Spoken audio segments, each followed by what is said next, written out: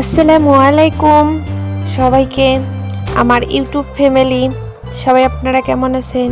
যে যেখান থেকে আমার আজকের ভিডিওটা প্লে করেছেন সবাইকে অসংখ্য ধন্যবাদ। প্রথমেই ধন্যবাদ দিয়ে আমি ভিডিওটা শুরু করতেছি। আর ভিডিওর মাধ্যমে অনেক কিছু শেয়ার করব। অনেক দিনের একটা স্বপ্ন ছিল, সেটা আমার হাজবেন্ড পূর্ণ করেছে, আর সেই ভিডিও আপনাদের সাথে শেয়ার করব। এবং ভিডিওতে কি কি করলাম সবগুলো আমি আজকে তুলে ধরেছি। এই তো প্রথমে একটা দেখতে পেরেছেন কেক কাটার যে টার্ন টেবিলটা আছে সেটা, আর কেক ডেকোরেশন করার যাবতীয় জিনিস কিন্তু আমার হাজবেন্ড অর্ডার করে নিয়ে আসছে। আমি জানি না, আমি অনেক দিন আগে ওকে বলেছি যে এইটা আমার লাগবে। ও আবার তখন রাজি হয়নি, এখন আবার ওর মনে ছিল, ও আবার আমার জন্য অর্ডার করে নিয়ে আসছে। আমার হাতে পেয়ে আমার অনেক বেশি ভালো লাগছে।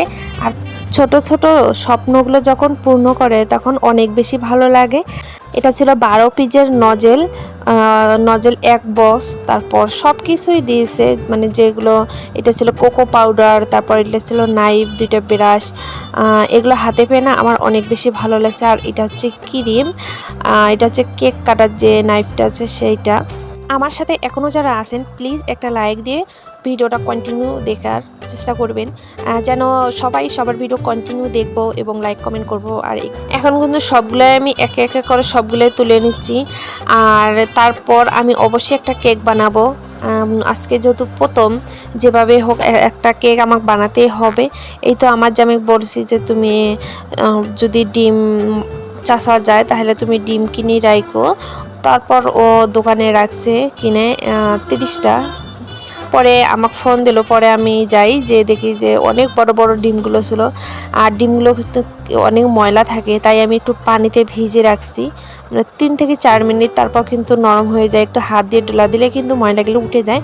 আর ডিমগুলো দেখতে পাচ্ছেন কত বড় বড়। একটা আমি কিন্তু বড় একটা তাওলা বিছে নিয়েছি, আর সেই তাওলাতে কিন্তু এক সাইডে আমি ডিমগুলো ভালো মতো ঘষে ঘষে নিয়ে এক সাইডে রেখে দিচ্ছি।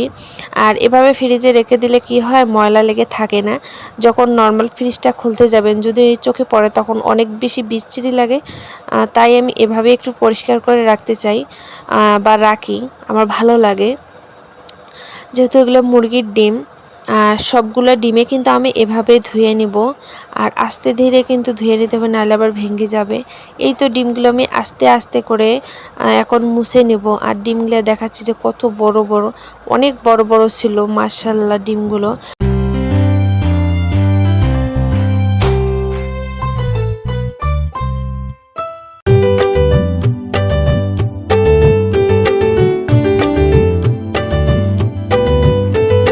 এখন আমি সবগুলো ডিমে কিন্তু ফ্রিজে, নর্মাল ফ্রিজের সামনে নিয়ে আসছি। আর একটা একটা করে কিন্তু আমি ডিমগুলো রাখতেছি। ডিমগুলো যেহেতু বড় বড় তাই ভালো মতো বসতেছে না, অল্প একটু করে বসতেছে। আর মনে হচ্ছে পড়ে যাবে, আলতোভাবে আমি রাখতেছি।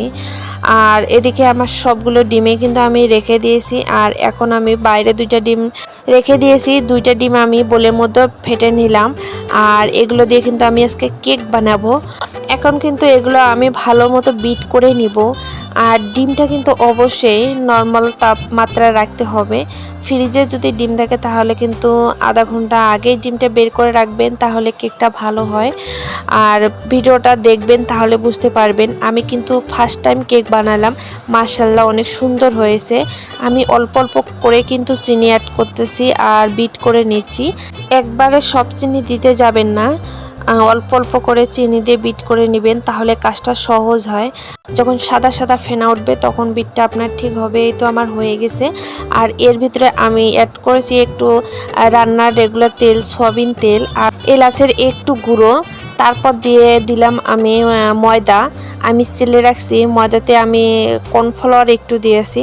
আপনারা কর্নফ্লাওয়ার না দিলেও হবে, আমি একটু দিয়েছি কর্নফ্লাওয়ার, আর সাথে হালকা একটু লবণ দিয়ে এখন কিন্তু আলতো হাতে এগুলো ভালো মতো মিশিয়ে নিতে হবে। জোরে জোরে মিশাইতে যাবেন না, নাহলে আবার এটা ফোমটা বসে গেলে কেকটা ফুলতে চাইবে না। আর এভাবে কিন্তু আমি আলতো হাতে কিন্তু মিশিয়ে নিচ্ছি যতক্ষণ পর্যন্ত আমার ময়দাটা দেওয়া হচ্ছে না। আর এই কাজটা খুব আস্তে ধীরে করতে হবে। আর যারা এখনও প্লিজ সাবস্ক্রাইব করেনি, প্লিজ চ্যানেলটা সাবস্ক্রাইব করে দিয়ে পাশে থাকবেন। এই তো আমার হয়ে গেছে। আর যে আমি কেকটা বানিয়ে দেবো সেটা আমি ভালো মতো একটু ঘি দিয়ে আমি ব্রাশ করে নিয়েছি। এখন আমি ঢেলে দিলাম। আর ঢেলে দেওয়ার পর অবশ্যই কিন্তু এটা ট্যাপ ট্যাপ করে নিতে হবে। ভিতরে যদি কোনো ফাঁকা অংশ থেকে থাকে সেটা ভরাট হয়ে যাবে।